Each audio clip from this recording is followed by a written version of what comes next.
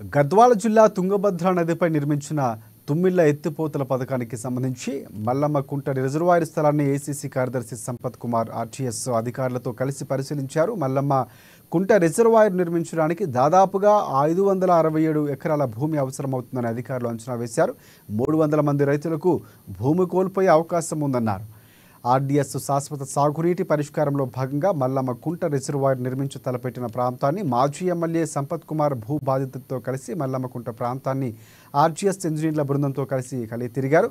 అనంతరం భూ బాధితులతో దాదాపుగా గంట పాటు రైతులతో సమావేశమై వారి డిమాండ్లను ప్రభుత్వం దృష్టికి తీసుకువెళ్తారని వారికి తెలిపారు.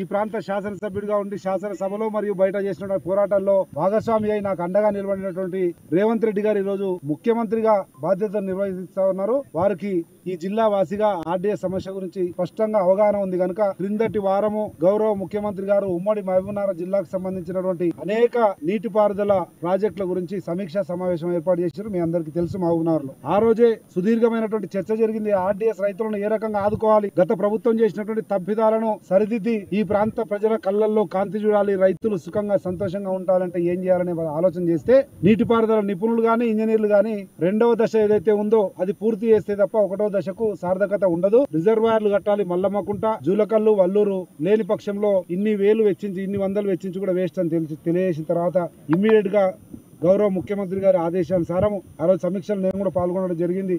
వారి ఆదేశానుసారం నిన్న గౌరవ మంత్రి నీటిపారుదల శాఖ మంత్రి ఉత్తమ్ కుమార్ రెడ్డి గారు వారు చేపట్టబోయే ప్రధానమైన